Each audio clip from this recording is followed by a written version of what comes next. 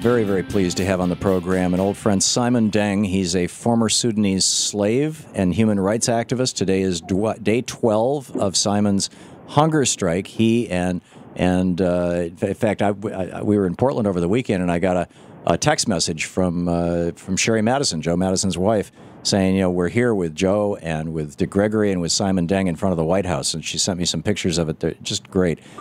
Simon, welcome to the program. Thank you for having me, Tom. Thank you for joining us. It's been a while since we've talked.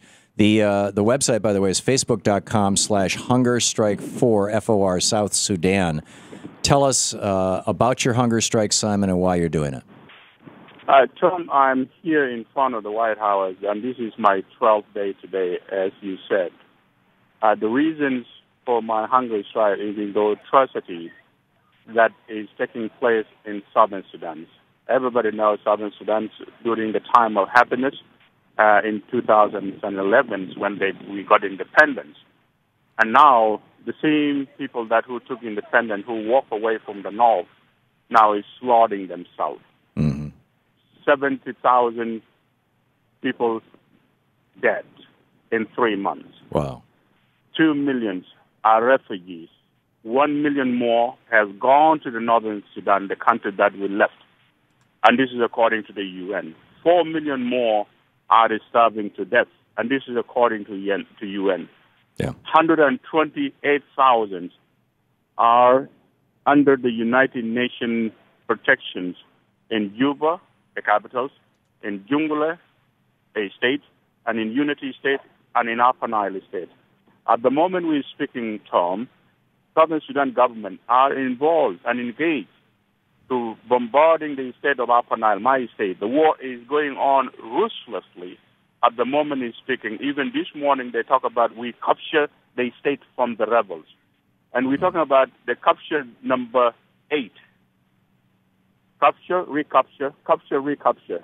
Wow. In other words, the catastrophe took place in southern Sudan. It is beyond any human being imagination. And being said by the UN last week that he is ashamed to be a representative of the United Nations in southern Sudan at the time the world had turned its back on the suffering of the millions of southern Sudanese. And that is why I'm here.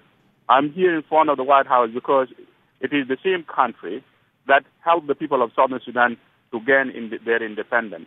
It is the same leadership who has nurtured the government of southern Sudan and the people of southern Sudanese.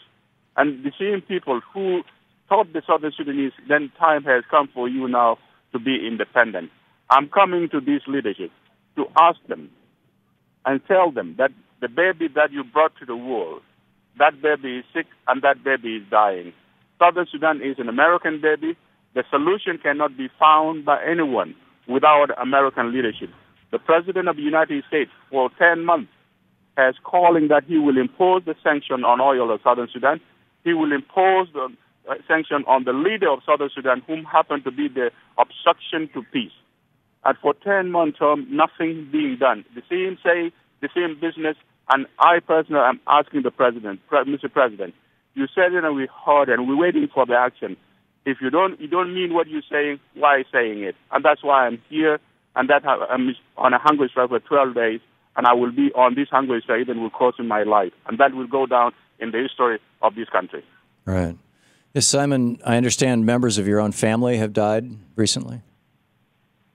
I lost 9 members of my lovely family, including my niece, 9 years old, who rotted. We didn't bury her with dignity. A child who have a future, who have everything, where her life was taken away. My aunts, my uncle with their kids, and so on. They are including with 70,000 Southern Sudanese that I'm talking about. When the war broke out, everybody said it was the war between the Denka and the Nuer. Mm-hmm. I'm not a Nuer. I'm not a Denka. I'm a Shuluk. The question is then why my family and the people of Shuluk kingdoms have to go through that, and why the whole entire Shuluk kingdom, Tom, at the moment we're speaking, is no longer there. Even the king himself, in our history, the king never leave the kingdoms. Now, for the first time in 800 years, the king of the Shuluk is not in the kingdoms itself. It is in exile. It is in Juba. We're supposed not to be the case.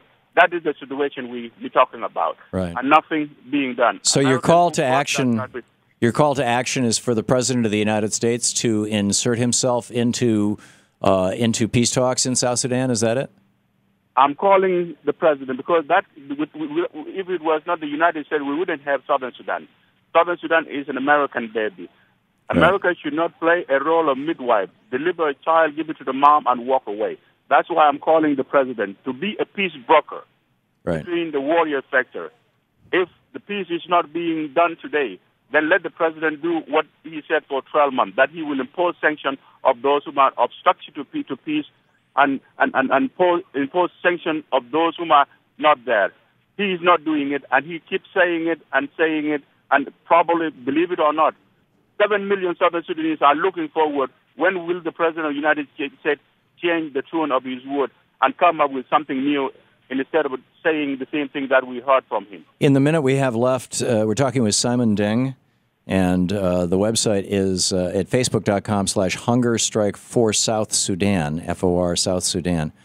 Simon, in the minute we have left, do you want the President to involve the United Nations, or do you want the United States to militarily insert itself, or do you want diplomats going over there? What can, if we want to join your call for action, what should we be asking our elected officials to do? We are asking for a simple solution, Tom. We want the United States President to use his muscle as the man who brought that country to light, to use his muscle as the man who is happened to be a father of Southern Sudan. As I said and I repeat it, Southern Sudan is an American baby. That baby is dying. We're asking the father to come and then rescue that baby. We are not asking the American troops to be on the ground. We are not asking the UN even has been calling on a sanction over and over. But they're looking at the U.S. to take the lead. I'm asking the U.S. to take the lead. Political solution, not a military solution. Right. And that lead cannot come to anywhere, even the African Union. I got it. And moral leadership, if nothing else. Simon Deng, facebook.com/Hunger Strike for Sudan. Thank you, Simon. I wish you the very best.